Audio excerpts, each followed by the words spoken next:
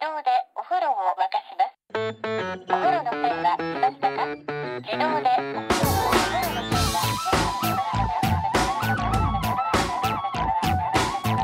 Hello and welcome to another episode of No Such Thing as a Fish, a weekly podcast coming to you from the QI offices in Covent Garden.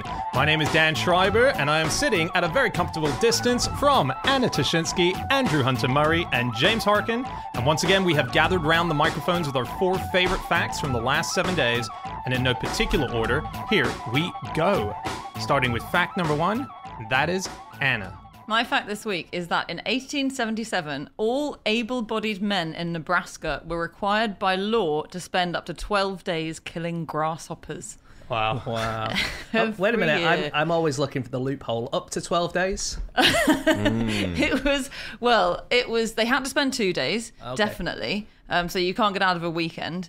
And then if there was further work needed, then the state government could call on you to do an extra 10 days. So it was up to 12 days because some people enjoyed it so much it started to look psychopathic. And it's like, all right, we need to cut you off here. Oh, yeah. Or yeah, exactly. develop something else. You can't devote 365 to it. How many grasshoppers can there be that everyone... I mean, I know Nebraska even now is quite sparsely populated, but that's a lot of grasshoppers to kill, isn't it? Definitely more than one grasshopper per person. So it was a lot. This was the Rocky Mountain locust, which is a grasshopper, and it was this massive scourge in the 1870s and the 1860s. It basically ruined the kind of Great Plains area, so like Kansas, Nebraska, the Dakotas, those kind of areas, and it destroyed crops, it ruined people's livelihoods, it drove the population out, and they had to do something. So the states passed various laws saying, get out and do your duty. Murder grasshoppers. Wow. It's insane. There's a sighting in 1875, so 2 years before this law was put into place, where it was estimated that there was 198,000 square miles of locusts swarming. So that's larger than the size of California. In that area of 198,000 square miles, which I reckon is just a little bit smaller than England and Scotland combined, there were 12.5 trillion insects. Okay, and to put that into perspective, if you imagine taking a normal keyboard on your computer and covering all of England and Scotland in keyboards so there's no gaps, each grasshopper would have one keyboard to sit on over the whole of England and Scotland. Wow. Why? Wow. Why are you putting grasshoppers on keyboards? Yeah. Grasshoppers, given infinite keyboards, will eventually... They actually write out the works of Milton, don't they?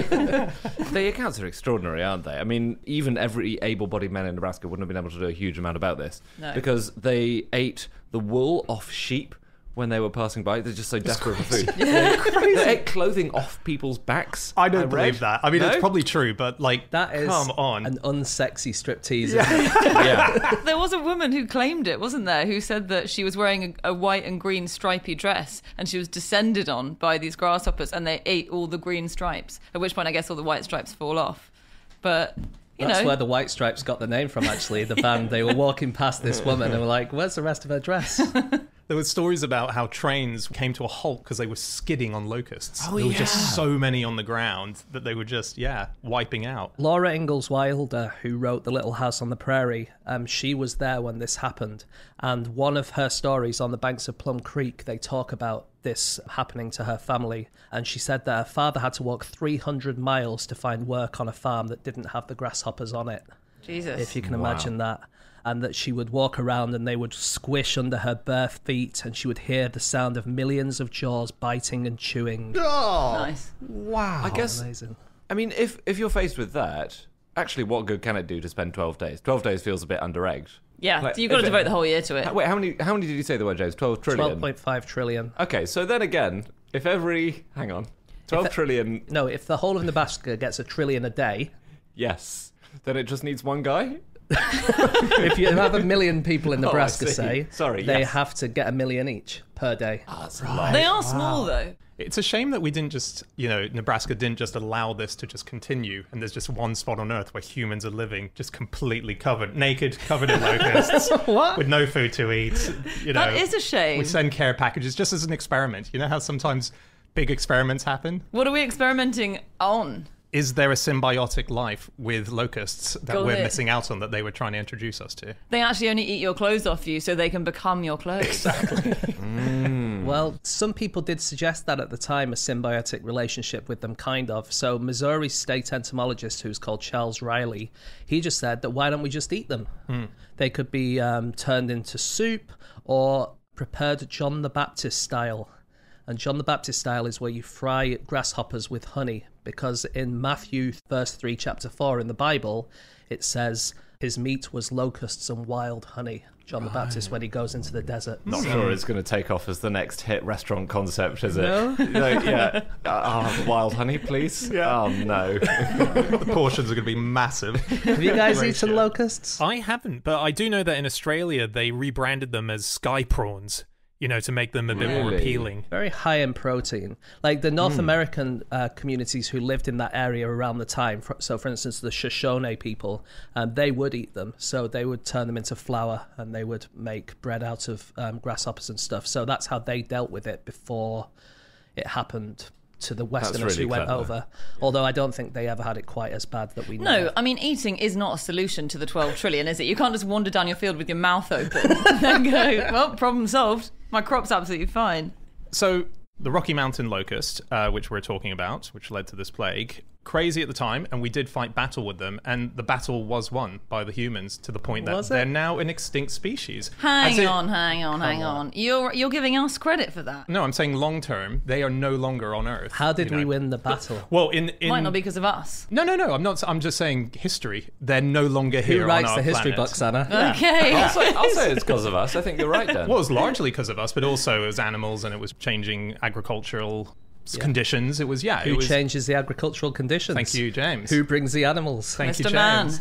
Fair. There we go. Yeah. But we didn't do it on purpose. It was Do it an on accident. purpose. Yeah, we absolutely didn't want to do it, and that's horrible to decimate a species to extinction. But they can still be found despite being extinct in glaciers around there. There's this one place which is called the Grasshopper Glacier, and it's in Wyoming, where all of them have sort of just been frozen in time inside there, and you can see them when you look into it, and people Can chip they them come out. back like Captain America, or There is a theory. Some scientists think there might be a few lurking around somewhere. Not ready to come back. Like the glacier melts and suddenly the grasshoppers take over. Not ready to mount the full counterattack, but there are scientists who think they might still be out there somewhere.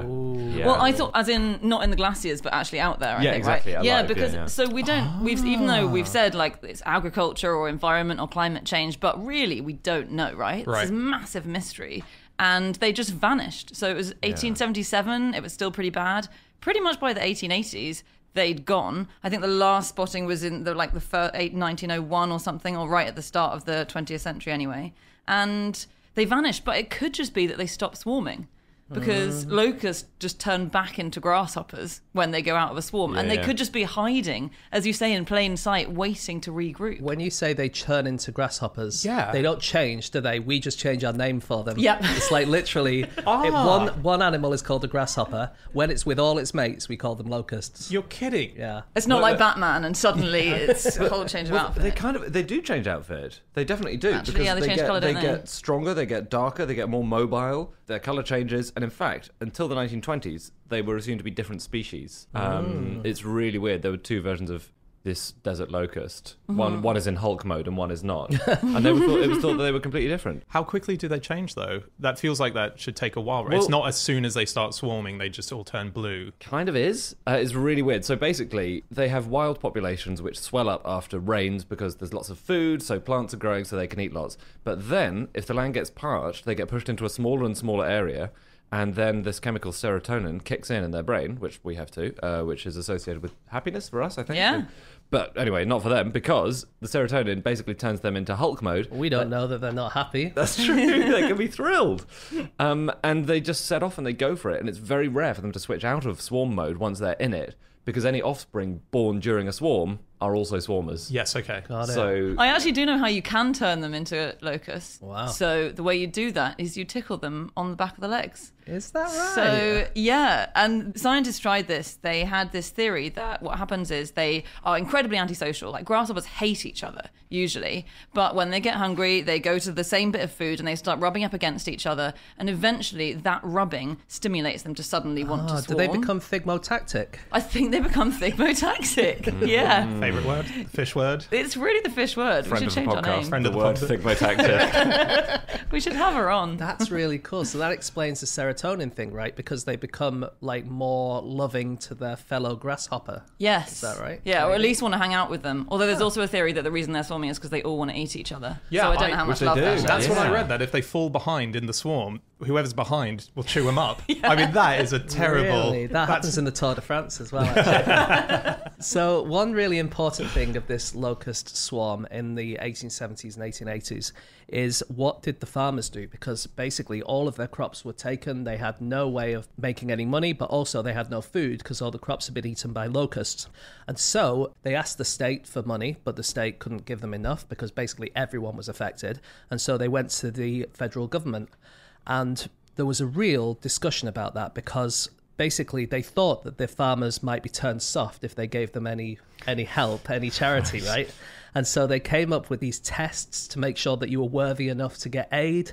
As a farmer, you had to pledge an oath that you possessed nothing of value that could be sold for food or clothing in order to get any charity at all.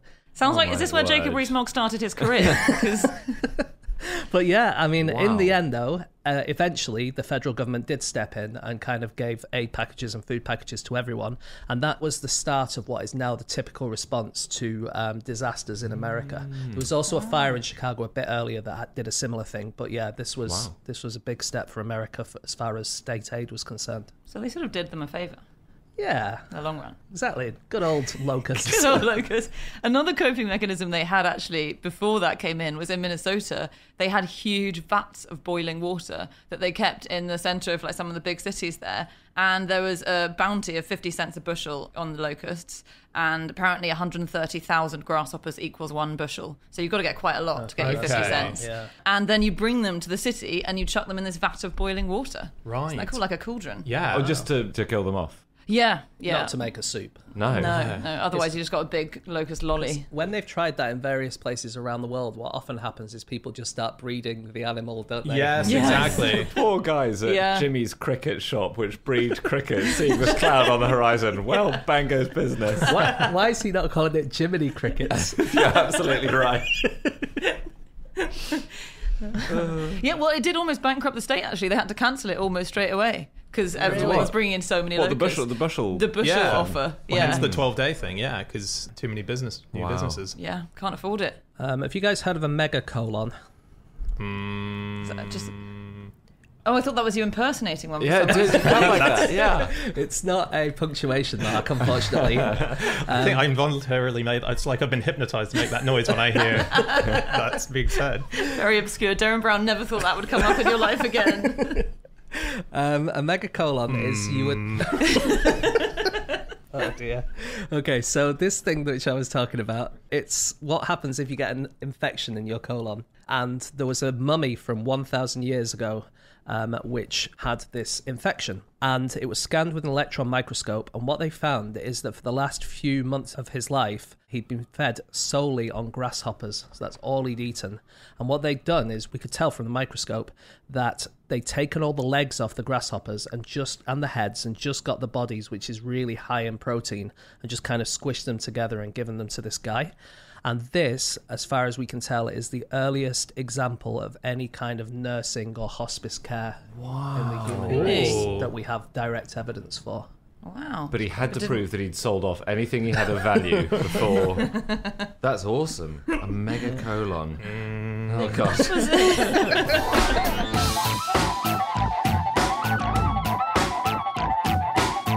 Okay, it is time for fact number 2, and that is James. Okay, my fact this week is that when Henriette d'Angeville held a reception to celebrate being the first woman to climb Mont Blanc, one guest was Maria Paradis, who had been to the top of the mountain 30 years earlier.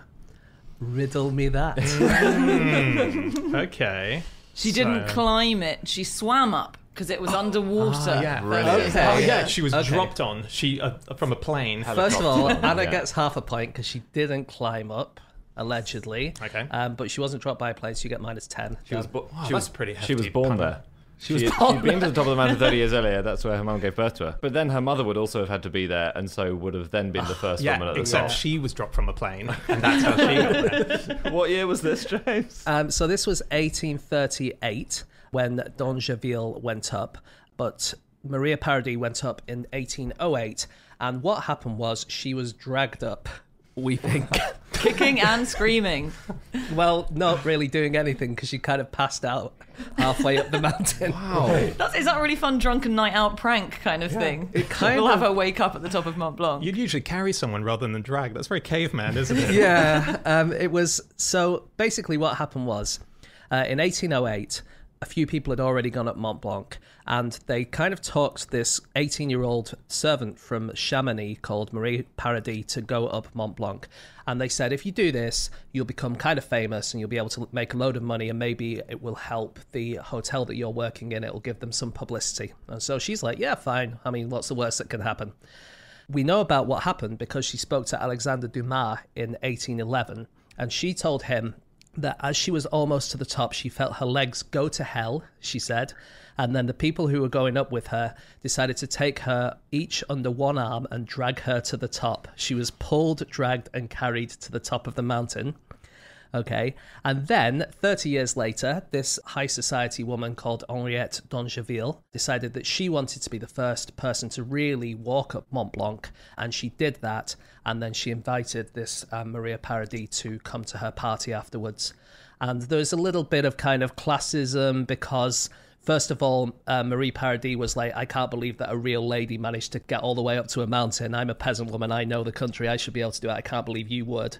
But then Henriette was kind of dismissive of her. And she's like, well, at least I went up by my own accord and stuff. So she almost didn't get up on her own accord, did she? Yeah. She had exactly the same moment. What, Henriette? Actually. Yeah, Henriette. She had the same where she suddenly buckled and she was on her back, and there were questions from the rest of the camp, do we carry her up? And she managed, fortunately, to sort of get her wits about her, and she said, no, I can do this. But almost carried up herself. The person who went up with her was called Joseph Coutet, or Coutet. And when she kind of got near the top and she felt like falling asleep, she felt really woozy, Coutet said, look at her, asleep again. This is the last lady I take up Mont Blanc. Although that does sound like a euphemism when I read it, doesn't it? Oh, I took her up Mont Blanc. Oh, what if this whole fact is a euphemism? Oh, no. A really raunchy night. Oh my God. Well, it was quite raunchy because Henriette d'Angeville, when she climbed up, she was wearing a boa. She was wearing a constrictor or feather? Feather or fur, possibly. But she, because obviously climbing gear for women did not exist at the time because it was only mad aristocratic ladies who were starting it. She was wearing a petticoat over men's trousers and then a bonnet with a veil and then a boa. The whole thing weighed about 6 kilos. Whoa. So it was that's really Yeah, it's heavy really to be weird, climbing isn't up it? That she with. basically had to wear the men's clothes because obviously that's the convenient way to get to the top, but she still felt like she had to wear the women's stuff over the top. Yeah. And there is this amazing picture of her going over a crevasse with a ladder, which I actually didn't realize was the thing that you did in climbing, and it looks absolutely terrifying when she's doing it because, it's this massive drop in the middle of it. The ladder's just going between these two cliff edges, and she's there with these extremely heavy skirts, which she would have sort of scrambling over, which she would have thought is going to tip you over any minute. Yeah. And one of the reasons that she went up, supposedly, is that she was quite jealous of other well-known women that were kind of talking about going up Mont Blanc. So the writer Georges Sand, who you'll all know, I'm sure, who's kind of mostly famous for wearing men's clothes, but she was kind of a really famous writer who at the time was bigger than Victor Hugo and Balzac and people like that. But she was kind of doing a lot of walking in the foothills of Mont Blanc, and she was talking about how she might soon go up. And Henriette d'Angeville decided, no, she was going to do it first. That's great. Was that a prank? That's what I would do if I was trying to trick someone into going up Mont Blanc. Yeah. Oh, I might go tomorrow morning. I know the weather looks a bit dodgy, but The clothing, I mean, it is mad that women were made to wear dresses, and there were sort of, there were a few women who were supposedly threatened with legal cases for the fact that they were wearing men's trousers. It was so controversial at the time. And there were systems where they did try to cheat it. So I read about Aubrey LeBlond, who climbed Rothorn, which is a mountain. It's about 2,000 meters high. And so there was a sort of compromise, which is that you would leave where you were staying. Let's say you're staying in a hotel wearing the dress or the skirt that you had with the trousers on, and then you would take it off while you were doing the actual mountain climbing, and maybe no one would tell each other. But so she made it to the top, and then on the way down realized she'd left her skirt up there, so had to backtrack, go back up, reascend this giant mountain to Wait, get so she her... had to carry her skirt to the top after drop. She didn't just leave it in a bush or something where she took it off. She carried it all the way up with her. You would leave it somewhere safe, like if you're going swimming or whatever. Yeah, you Leave don't your clothes swim under a holding your rock. clothes up above the water with you, do you? Well, some of us Reminds do, me you know. of my sister once was climbing up a hill in the Lake District and then went to the top, and when she got to the bottom she realised she'd left her phone at the top and had to go all the way back up the hill again to get her phone. Hey, have you all heard of Annie Smith Peck? Annie Smith Peck is a mountaineer. She climbed the Matterhorn in 1850. And it's just so interesting because she had to do it with total hatred from all the male companions who were taking on. Again, because they just didn't want women doing it. She wore trousers. They hated that. Scandalous.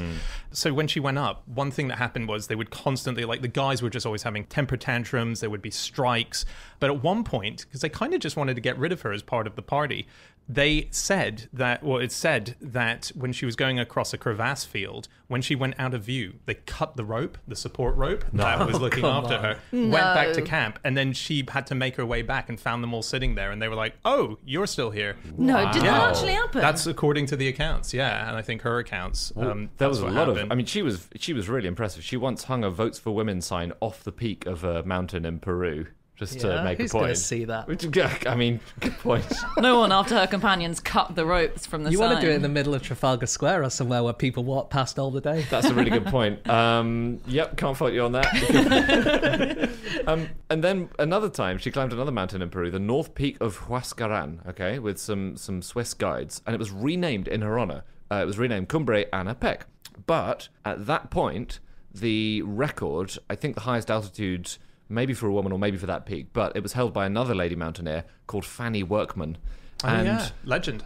Well, another legend, but, you know, there was beef between them because Workman was so annoyed that Peck was claiming this record that she paid for engineers to go and recalculate the altitude of the mountain and establish that she had actually climbed 600 meters less than she had claimed to, than Peck had claimed. 600 so that she would still, meters? So That's she a would big still hold the record. It is a recalculation. pretty big recalculation. Yeah, so that Workman would still have the record. That's pretty. No way. Yeah. So just while you're saying Annie Smith Peck having something named after her, yeah. the Matterhorn, not long after she went up that, there was another explorer who had a bit of it named after her. So this was a mountaineer called Felicite Carroll, and she unfortunately didn't make it to the summit when she was going. She was with her father, and it's because she was wearing a skirt, and the skirt ballooned in the wind, and they thought, this is too dangerous, you can't go any higher, your skirt's going to get in the way. So the spot where that happened is named the Matterhorn's Col Felicite, and after her, but she never got to make it to the top as a Because result. it could have blown her up there like Mary Poppins. Yes. That's true.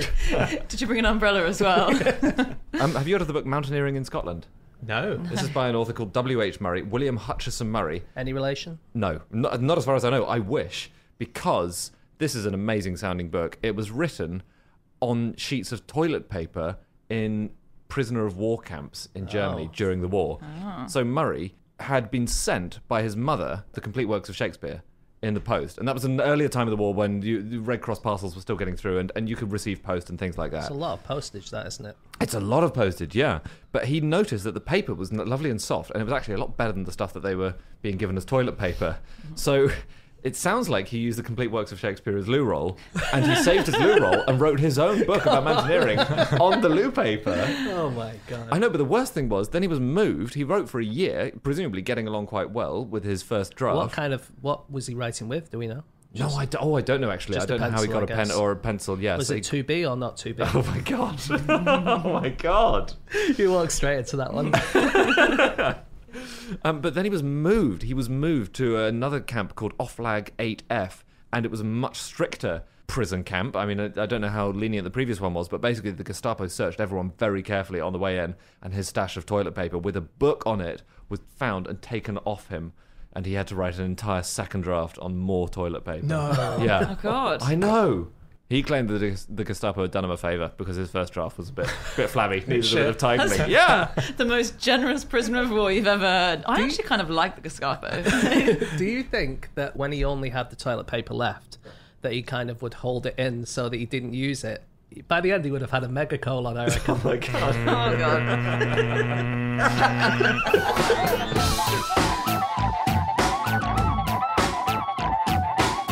Okay, it is time for fact number 3, and that is Andy. My fact is that the Queen, in her garden, has a collection of fake rocks. She has a lot of gardens. Do we have a She has a lot of gardens. She has gardens at Buckingham Palace, though, specifically. Oh, so this is in the main garden. Her main garden, I would say. There is a fake rock called Pulamite, and she's got a load of it. Is that specific rock called, did she name it Pulamite? Like, cool, she's got Dave sitting next to it, the real rock. This is a kind of rock invented by... It's so weird that you can invent a rock. There was a gardener called James Pullum, and he invented this rock, and it became a craze. Can you explain to us how you invent a rock? Yeah. So, he was a gardener, and he noticed that there was a bit of a trend going on for when people have been travelling, and they might bring plants back with them, and this relates to the Victorian fern craze as well. There's a big craze for having ferns and collecting ferns. So the problem is that ferns don't like growing on lawns, and most gardens at the time were, nice flat lawns of grass. And he was a gardener, and also he knew a bit about engineering, and he started offering people their own personal ravines to put their alpine plants and ferns in. And he made this material from his own recipe, and he took the recipe to his grave. And so he started offering people their own personal rocks that you could shape and build and mold into exactly the shapes that you wanted.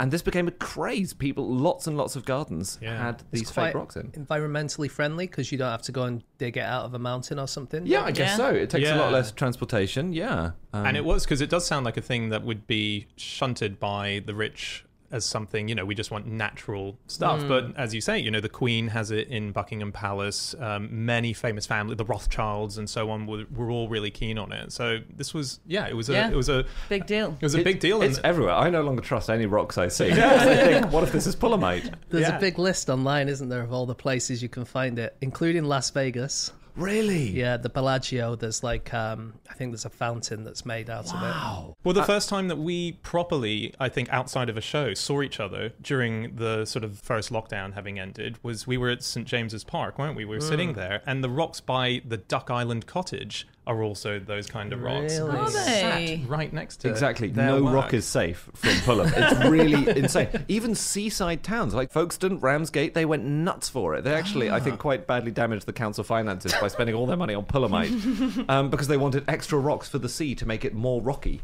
Okay. They thought, this Why? isn't rocky enough. That just makes swimming in the sea more and more unpleasant. Well, I think it's not inside the sea. So, for example, Folkestone got paths and tunnels to get people down from the cliffs. They wanted a gorgeous, natural way to show people down. And so next time you see a rock, check.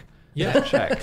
So how can you check? Can you give it a knock and it's hollow? It's not right. It's a rock. Most of the rocks you see day to day will be rocks. Oh, sure, absolutely, yeah. But that's just law of averages. But do take a photo and send them to Andy anytime you see a rock. I will go through that. I'll tell you if your They're rock a bit is... lighter, aren't they?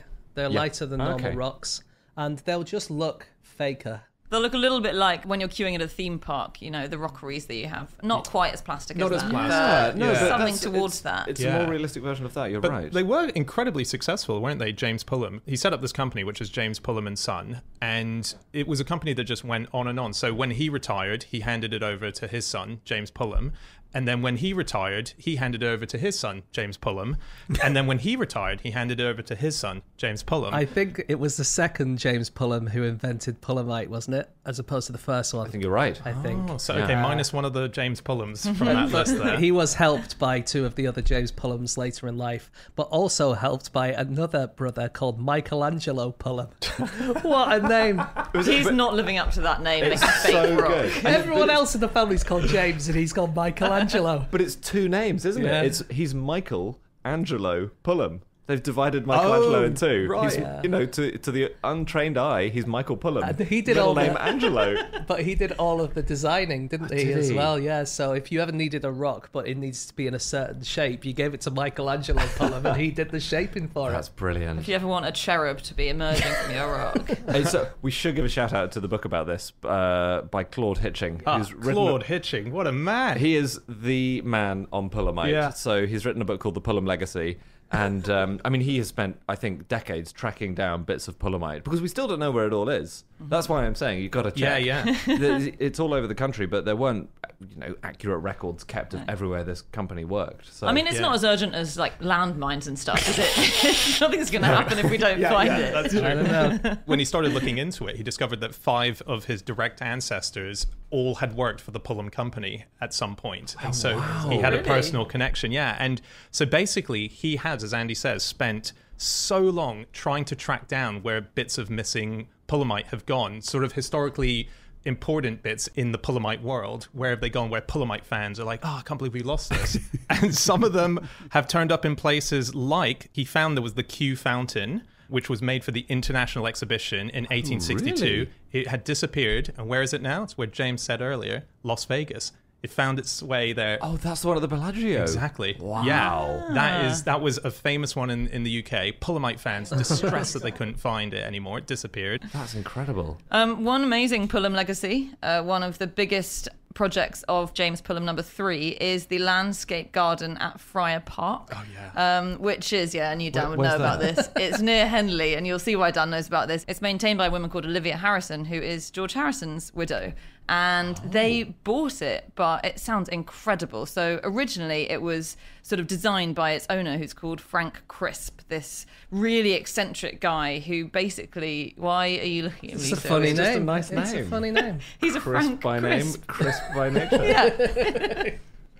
He was a crispy, eccentric man who designed his garden to look like an alpine landscape, basically. So full of these fake rocks that he got done by Pullum. Well, and sorry, just with the Alpine thing, he actually had a model of the Matterhorn made. Yes. Out of rock. So Not actual size. Not actual size, different scale, yeah. But yeah, the Matterhorn is there. That's incredible. Yeah, amazing. So it takes up like lots of acres, that Matterhorn. It's pretty big, and that's not Pullum, that was someone else. Yeah. But basically it got really overgrown. I think some nuns moved into it for a while and it got dilapidated. And then George Harrison bought it and said, I'm going to take this over. And they cleared it and they found all this stuff. Like the Matterhorn was just sort of sticking out of a bunch of rubble. They barely even knew it was there. And it sounds like he had this incredible moment, George. There's some sort of fake lakes built there. And at one point, he lowered himself on a rope into this cavern that was below this lake. So I guess cavern? this lake's on a... Yeah, there's like a cave Cavern below Club? this Sorry, the lake. Club, or yeah, what? What? The Cavern Club, where the Beatles played in Liverpool. I should know that. Even I Yeah. know that. Yeah. Come on. Actual Beatle hater. knows that. Yeah. Maybe that's what drew him to it. That's how he knew. Because he lowered himself into this cavern, and underneath was this whole grotto. So, like Pullamite grotto with these sparkling kind of quartz and stuff on the walls, this like crazy magical landscape. Wow. And yeah, and now you can kind of row through it and look at all these diamonds glistening on the walls and stuff. And yeah, it sounds incredible. They do keep discovering these places. So even recently, in 2000, there was a couple who moved into a house, Dewstowe House it was called, and they started to notice all these weird rocks sticking out of the ground. Okay. And they then started digging, and they discovered this huge labyrinthine underground environment, this massive rock garden, magical caverns, water flowing from one to another, tunnel systems, fountains, fake stalactites. The whole thing was this enormous, mad Pullamite project, which a man called Henry Oakley had commissioned. He was a railway director, and he spent years having this incredible environment built for himself, which just got buried. It got buried under the M4, as it were, because there were all these mounds of earth that were excavated to build the M4, and they just got dumped on top of it. Okay. And the owners started to notice, and they started excavating it. And then, a few years after that, it won the award. Alan Titchmarsh did a series on Britain's best back gardens, and it came in at number 8. Oh, So there you go. what a Cool. renaissance. Yeah. Of that little bit of land. Number 8. Yeah, number 8. Yeah, not in the top 7. Not top 5, yeah. Imagine how exciting it is. I honestly think that all our listeners should go home now and dig up their entire gardens in case there's a Pullamite grotto under them. Yes. It's worth a try. Such a good idea. You know, Pulamite obviously wasn't the first fake rock, and the only successful fake rock and the first of the 1700s was Codestone. So this was the 1770s. It was basically invented, and it was the fake rock to have. And there were lots of startups, lots of fake rock startups that tried to make their own. Nothing came anywhere close to Codestone. And it was this business that was run for 50 years by this amazing woman, Eleanor Code, who just decided, I think it was 1771, she met this guy who made some fake stone, and she bought up this massive factory and said, okay, start making it. And she fired him almost immediately because decided he wasn't good enough and brought on someone better at making fake rock. And she was an amazing businesswoman. So 50 years, she made this stone, which if you've seen the lion on the South Bank, that big lion, that's made of Codestone. Cool. And that is hollow, so you can tell by knocking on it. And if you look inside Codestone, which usually you can't because it's like a statue, if you drill inside, you can see the fingerprints of the people who pushed it into the plaster molds on the inside. Oh, Isn't that cool? That is cool. Code sounds awesome. Doesn't Eleanor she? Yeah. Code, because she worked with her mum for decades, also called Eleanor Code, and there's a lot of confusion about which code was which. Yeah. And have you read about her grandma? No. Eleanor Code. Her grandma. I actually don't know the first name of her grandma. Is there a thing about being a person who makes rocks and having no imagination for names? Yeah. Yeah. And it's very much kept in the family, the rock thing. Eleanor Code's grandmother obviously had the business mindset as well. She ran a textile business in Tiverton, and she sent spies to Norwich, which was very good on textiles, who would then steal all of their tricks, then come back and be successful. And she did things like she got carried around Tiverton in a sedan chair all the time. She was a good character. Wow. She sounds awesome. Yeah. Have you guys heard of gunite? It's another fake gunite. rock. Can you guess how you make gunite? Fire it from a gun? Correct. No. Yes. You get a gun. It's not like a small gun. It's like a big sort of hose pipe gun, and you fire out this dry sort of concretey material, and then you have a little bit of water at the nozzle of the gun, which kind of goes into the concrete as it comes out, and then you can fire it wherever you want to put a rock. So It's cool. almost like a 3D printer for rocks. And it's used awesome. on bridges, isn't it? If you ever see a bridge, really, or a tunnel, then it's probably gunite or shotcrete. It also gets called the dry and wet versions. Shotcrete gets used in taxidermy, I think. Yeah. Does it? Yeah. It's because it's quite easy to shape. Yeah, easier than a exactly. rock. And so is it... God, I've forgotten about... Is it you're shaping and then you're putting the scale on top of it? Well, what you can do with concrete is you can make the shape of something out of iron, and you can fire the concrete Make a onto mold. it, and it'll like a mold, and it'll go on that kind of thing. You'd have to cool. make a mold for it. You can't fire it because what's it landing on? You can't just fire it into midair in a certain shape like a sparkler. Of course.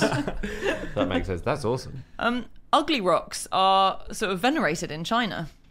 I didn't really know about this thing, scholars' rocks, but you'd recognise them. And since the 8th century, Confucian academics have basically said ugly, jagged rocks are great for contemplation. And the idea is that they represent Confucianism, they're uncompromising. So from the 8th century, there's been a trend for getting the ugliest rock you can find, or the most jagged or pitted or misshapen, putting it in your garden and watching it. That's really See what happens. Wow. I know, Anna. I think I know this about you because I know it about me. You used to collect rocks when you were a kid, right? Yeah, that I found in my gravel, yeah. Yeah. Did you look for the ugly ones or for the attractive ones? I or- was very shallow. I wasn't a philosopher. I just went for the fit ones. Yeah, something pink and sparkly. Wow. Are there competitions? There actually should be. Well, Ugly they are. rock of the year. There must be. Because they're judged on certain qualities, so it must be for the sake of something. There are 4 categories, and these were determined by a guy called Mi Fu in the 12th century, who used to... when He was in charge of the Me Fu movement. wasn't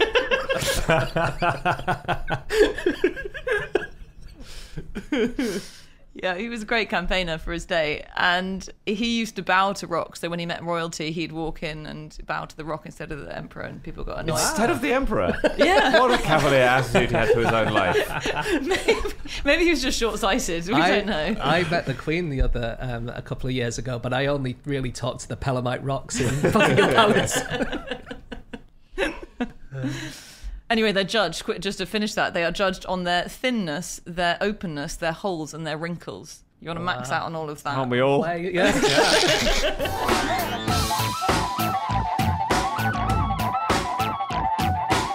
Okay, it's time for our final fact of the show, and that is my fact. My fact this week is that following a theory that they wouldn't burn up on re-entry, Japanese scientists once planned to fly paper airplanes from the International Space Station back onto Earth.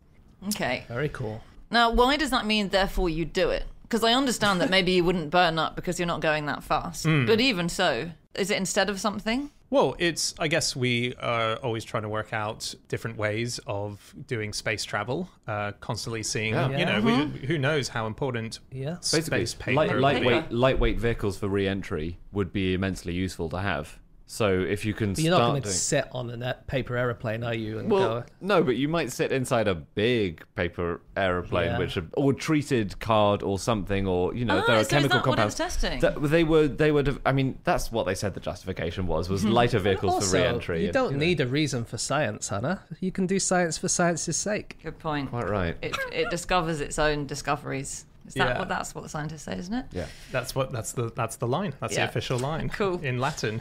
So how come they never did these happen? Well, it's a really hard thing to do. It was a really nice idea. So this was in 2008, and there were researchers at the University of Tokyo who teamed up with Japan's Origami Airplane Association. So this was going to be origami paper planes that were put together and put through. And so they did all these tests in wind tunnels at the university, and they managed to show that this plane could actually hold its own at huge speeds of wind passing through it.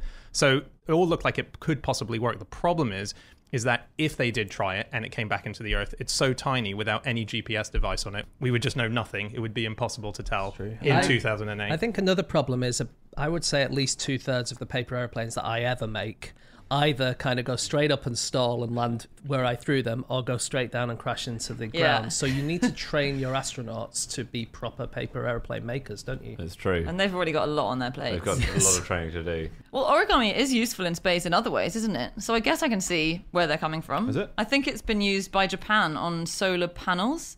And in fact, by NASA more recently, they certainly had a plan to, and they use Miura folds. And I think, is that how you pronounce it? We've done it on Miura, QI. yeah. Miura folds are basically how you fold maps, for instance, when they fold up really small and flat, and then you can spring them outwards so that they're really big. It's almost like an accordion. Yeah. Like they're in a really small little square, and then you pull them out, and then you push them back in, and pull them out and push them back in, and then like a normal map, you're always trying to find the folds and stuff, but these just kind of go back where they should do. That's really cool. Because it'd be so annoying if an accordion was like a normal map, where every time you pushed it in, you had to fold it in exactly the right way. What do you think is the world record for folding 1,000 origami cranes? 1,000. Damn it. What time? How long do you think it took the person? So do you remember I did this a few years ago? Yeah. It took me about 2 months. Okay. Yeah, you did it in the office as well, because you were hiding it from it was a present for your wife, and so I wasn't hiding it from my wife. it was a present for her, so you were I was really it. embarrassed, and I didn't want to tell her. No, it was a gift. But how long do you reckon it takes to do 1,000? 8 hours. 8 hours. That's I think a bit less than 1 minute. But this is going to maybe. be the record, right? So this is someone who's I'm going to go as low as like 2 hours. Just for this. 1,000? Yeah, just because like. But how many seconds are there in an hour? It's not going to take a second to do a crane. Surely a minute to do a crane. A bit less, maybe. I think it'll take a couple of minutes. I don't know. I think a couple of days. Couple of days. Thank you, Andy, because these two. Sorry, James. Poor Evelyn Cheer of Colchester, England. Henceforth known as the slacker. What did she do then? She is a teenager from Colchester, and she did it in 9 hours and 31 minutes. Well, that's much more impressive than I would have thought, Dan and Anna. I think 2 hours. How good do they have 2 to be? hours. I mean, can I just scrunch up lots of bits of paper and claim their cranes? I'll be deformed honest, cranes? when I did it towards the end of the 1,000, they got less and less looking like cranes. Did you hide those cranes at the back of the crowd? You really do, yeah. But she did it as a fundraiser for NHS charities. Nice. And in fact, I gave her some money for it because I was so impressed, because it did take me literally 2 months to do That's it. very Oh, cool. But yeah. Oh, that's lovely. I was reading the Encyclopedia Britannica article on origami and the origins of it, and it's the first unequivocal document that talks about origami is a poem by Ihara Saikaku, which was written in 1680, which talks about these butterflies made from paper. But this guy, Ihara Saikaku, he once composed 23,500 verses in a single day. Jesus. Wow. Yeah. Does it have a chorus? Is it a cheat? Is it like half of them are the same? I think they're on different subjects. Are there even that many subjects? Apparently so. And apparently in the 20th century, origami was helped by the fact that it was used a lot in Rudolf Steiner's schools. Which, Dan, you went to one I of was those, a didn't Steiner. you? Yeah, I'm a Steiner kid. Did you learn how to make origami Yeah, stuff? we did, but we did do Japanese classes, so I don't know if it was integrated. Like, we didn't have separate origami. Okay, because apparently, according to the article, they emphasize kind of hands-on learning for kids as opposed to rote learning, and so yeah, origami was very popular, especially in the German Steiner schools. Okay, yeah. The originals. No, we definitely did origami at school. Definitely. That's very interesting because I think Germany kind of brought advanced origami to Japan via Really? kindergartens. The kindergarten movement Yeah, yeah. obviously started in Germany. It's a German word. And this is the 1830s. And this guy, Friedrich Froebel, decided that origami would be a great way of educating children in both maths and art because it's very mathematical and logical and like very difficult spatial reasoning, but also quite artistic. And he exported this around the world with his kindergarten movement, and it was really taken up in Japan, where they were already doing quite a lot of slightly simpler origami, but then they started making pigs and houses and sofas and Cool. So like that. Germany exported origami to Japan, is what you're saying? I'm saying Japan had a kind of origami, and then Germany exported a more Wow. advanced kind. I think probably invented in China, origami, because paper was invented in China. So Figures. yeah, probably the first people to fold paper were the first people to invent it, but then went to Japan and became big there. Then came over, picked up by Germany, improved, sent back over to Japan again. And if there are, for German, Japanese, Chinese listeners, we are not denigrating any origami achievements of any countries. No. Okay? Please don't write in. And if you do, please don't fold it in such a way that we can't read the letters. The person who popularized origami in the West is a guy called Gershon Legman. And Yeah. Was he a breast man or a leg man? well, it's funny you should ask. He did a bunch of other things. So the way he popularized it was he found this origami prodigy called Akira Yoshizawa, and he put on exhibitions of his work and stuff, and it all spread. But the other things he tried lots of stuff, Gershon Legman. He collected vulgar limericks, so he had a massive collection of obscene limericks. He wrote the book, The Rationale of a Dirty Joke. Yes. It's a seminal set of books. And it's by someone called Legman? Well, it's also called by, what's his first name? Gershon. Gershon, but he uses G. So G spot Legman. Wow. Yeah. Sorry, G. As in G dot. Yeah, so G spot Legman was the name for his. That's a stretch, though. You don't call it a spot, do you? You don't say, "Can you put a spot at the end of that sentence, please?" Yeah. No, but that was his little gag. that Wow. he, Cool. This is so Wow. weird seeing the interests of Dan intersect with what we're talking about. Not dirty jokes, I just mean jokes in general. I just you know. Yeah, these books are like cult classics. Yeah. I had no idea. Origami. And he wrote, because he wrote stuff about how to give good oral sex. I think like the best oral sex and gratification. Maybe that's I'm not where saying you know if him I from. have that copy, but yeah, I've definitely got the joke books. He invented the vibrating dildo. Got apparently. that. Okay, well, Crikey. you can have a spin-off Gershon Legman podcast, but yeah, cool guy. Wow. The prodigy you just mentioned, Akira Yoshiwaza, he does sound very interesting. He pioneered wet folding. Before that, I'm not sure Wow. wet folding was a technique. And can you explain What do what you- wet folding is? Absolutely. Wet folding is the main, I'd say, division in the origami world. Ah, yeah. Wet folders dampen the paper so they can get the curves just right. Dry folders, I don't need to explain. Don't do the wettening. And yeah, so Yoshiwaza was the guy who Really? he worked as an origami man from 1937 onwards. I think when he was very young. Right. Yeah, and he eliminated cutting from the procedure. So you used to cut the paper, I think, before you were folding it. Okay. And that's another, again, Fosbury Flop moment in the development of origami, where you're not cutting things because that's like making a snowflake when you're a kid. You fold it up and you cut, Yeah. and then Yeah. That feels like the anti-Fosbury Flop moment. That's like you've banned the Fosbury Flop and you're back stuck with a scissor kick again. Ironically, because you're not allowed scissors. It's reverse Fosbury. It's a reverse Fosbury. Another very cool origami figure was this guy called Robert Lang. Did you guys read about When him? you say he's an Yeah. origami figure, is that a human in the origami world, or was he made of paper?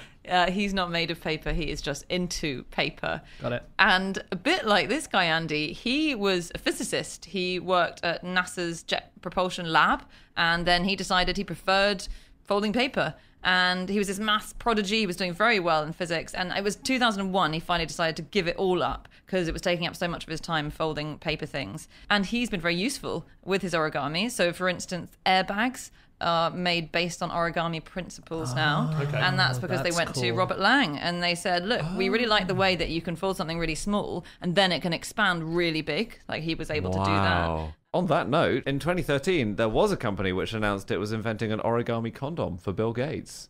Not for Bill Gates. Not for Bill Gates. Has he got such an unusually shaped penis that he has to have a special condom Sorry, made? Bill and Melinda Gates Foundation is what I mean. I was using it as shorthand, and I'm sorry. I'm sorry. Please don't sue. There was a designer called Danny Resnick, and he'd worked out an origami condom, which apparently was much more comfortable to put on. It fit on more easily, and it opened up like an accordion. I can play the accordion a little bit, and when you first open it up, it makes quite a weird noise. I don't know if it wheezed as it was opened up. Anyway, it never happened because Resnick himself was accused of fraud the next year and had to pay back the public funds he'd been granted. So the world is still waiting for the origami condom. It would be great if it did play a tune as you I were don't at think it. you can't get that little keyboard onto something that size, I don't think. It's just going to sound, every time you have sex, it's going to sound like a sea shanty. Yeah, Soon will the weatherman come. Well, I hope it is soon.